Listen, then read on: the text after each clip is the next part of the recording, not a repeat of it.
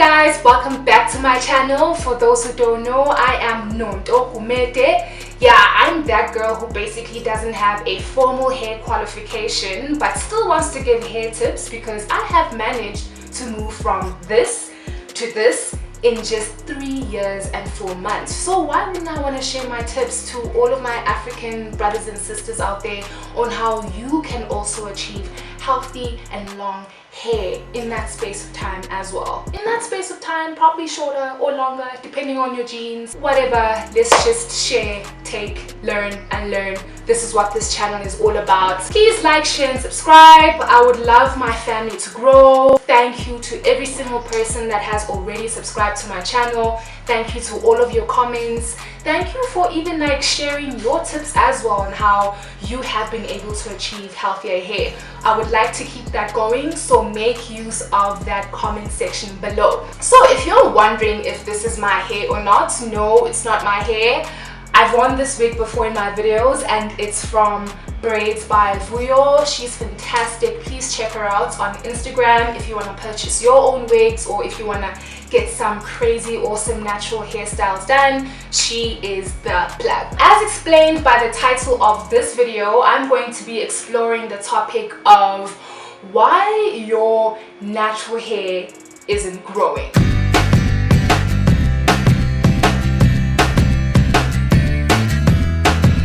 So it's very easy for you to assume that your hair isn't growing if it's been at the same length for the longest of time. It doesn't mean that it isn't growing at all. In fact, if you don't have a chronic medical condition, then there's no such thing as your hair not growing. If you're a living, breathing human being or just a being, hair will grow. Hair always grows. The only thing that you can now start debating is, at what rate is my hair growing? Is it growing slower this month as compared to last month? What am I doing that's contributing to that slow growth? What can I remove out of my hair care regimens in order for me to get back to my normal hair growth rates? Because we are all different. We are all individuals, meaning that we each have our own normal hair growth rates. The average hair growth rate is about half an inch every month, meaning that we get about 6 inches of new growth every year. If your curl pattern is more tighter and more curlier and coilier, it means that it's going to be a bit more fragile and that the way in which you handle your hair is going to be different as compared to other girls with a looser curl pattern. It also means that the way in which you take care of your hair is going to be way different in order for you to achieve healthier hair. One of the reasons in which your hair might be stagnant is dryness and lack of moisture. People don't understand ukuthi dry hair isn't good hair. Dry hair isn't healthy hair. Dry hair is just horrible. Because why? It leads to a lot of breakage. Your hair will need moisture, and I'm so sorry, but us type 4C girls, our hair will need a lot more moisture a lot of the time because our hair is very curly, bendy and coily. That natural oil that comes out of our scalp called sebum, that's meant to coat our whole entire hair strand, it doesn't do that with us girls with type 4C hair, unfortunately. And the reason why it doesn't do that is because it'll take such a long time in order for it to coat the whole hair. It's okay, it happens. It just means that we will need to put in extra effort, do more things in order for that whole hair strand to be coated with moisture so that it can be able to be more healthier. What I'm talking about would be your daily spritz, whether it be just water, you spritzing your hair with water maybe every 3 days or every 2 days, depending on how dry your hair gets in a day. Don't worry, just take that spray bottle, spritz, spritz, spritz, spritz, spritz, and then you'll be okay. One thing that I've noticed about people is that they sometimes get confused with the term moisture. Do you just dab oil in your hair and you're okay for the day, or you just add water and you're okay for the day? Guys, I need you to understand something.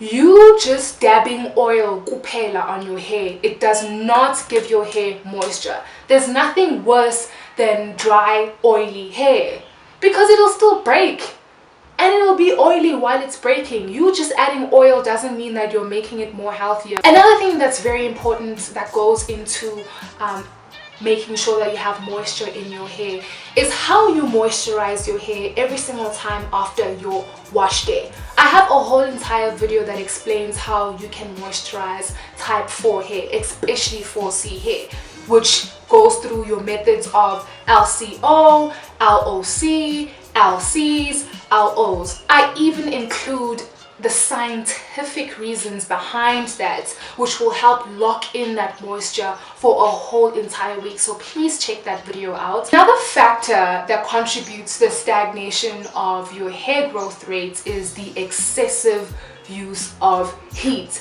Guys, like, I'm so shocked when I find out that people use heat like every week or every 2 weeks or every month. My goodness, that's gonna add to the damaging of your hair. That doesn't contribute to the health of your hair at all, guys. It'll basically make your hair more prone to breakage. It's not getting that break in order for it to just breathe and be itself and for it to just grow normally and healthily. No, because you're just adding radiation, constantly adding radiation, causing it to break. Please do not do that. For me, for instance, I only use heat once or twice a year because I don't ever wear my hair straight a lot. I don't know, I just like my hair kinky, that's my choice.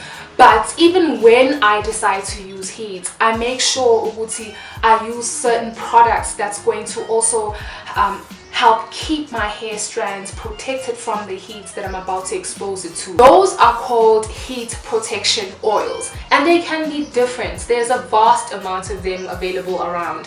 The most natural heat protection oil is grapeseed oil, which you can find anywhere at the store. Checkers, Spar, Dis-Chem, Clicks, Pick and Pay, whatever, you can find it there. Another factor that contributes to the stagnation of your hair is hair manipulation.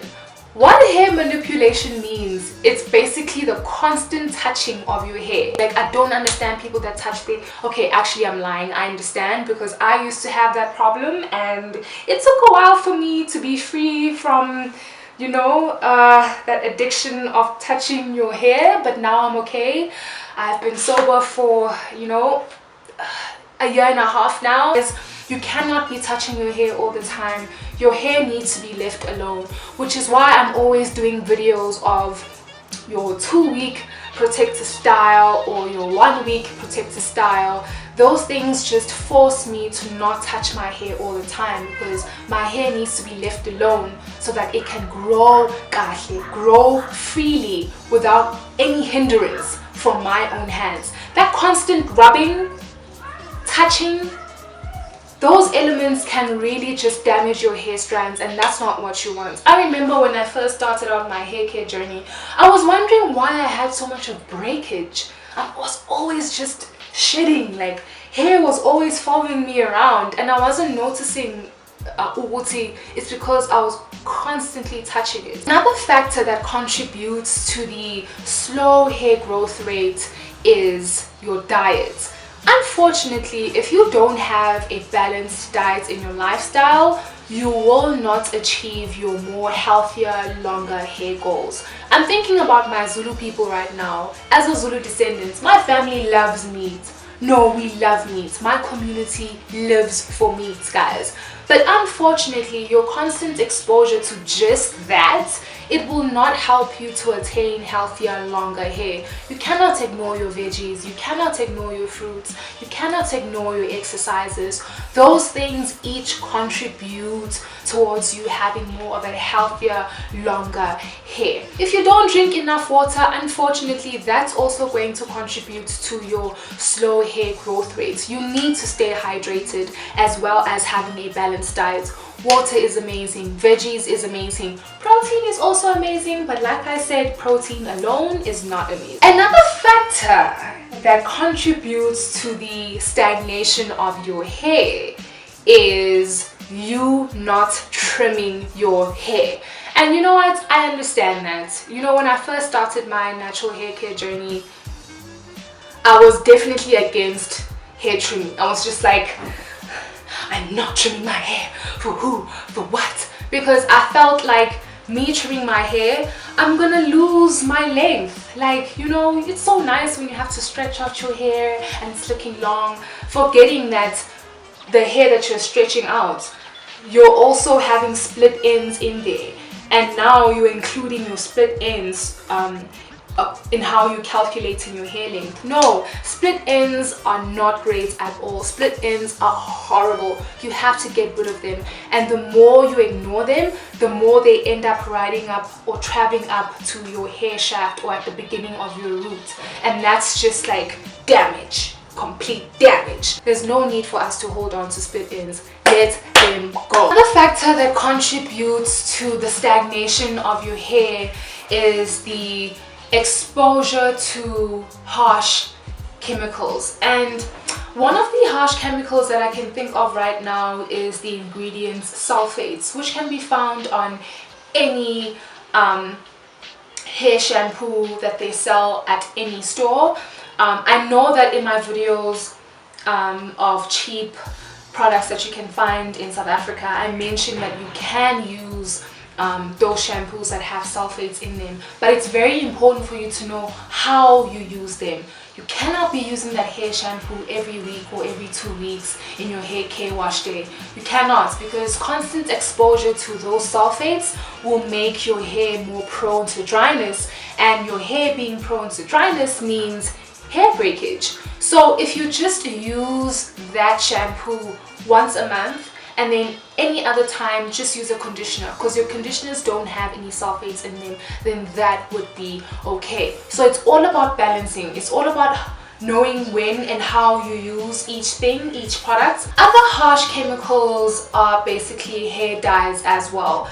If you're constantly dyeing your hair, like every month, trust me, you will be exposing your hair to a lot of hair breakage. If you're wondering why your hair isn't growing as normal as it used to be, then that definitely could be a factor. Please be on the lookout to how much you dye your hair. It would be preferable to you dye your hair once in like 4 months or once in 6 months or anything like that. Or when you're dyeing your hair, make sure that you're using products that that can also form some sort of a barrier, like your heat protection oils. I don't know what they usually are, because I don't dye my hair. I haven't decided to dye my hair as yet, so when I do, I'll definitely make a video about it on how I safely do it. Yeah, it's always preferable for you to always check the back of your product that you've just bought at a store to see what kind of ingredients it has.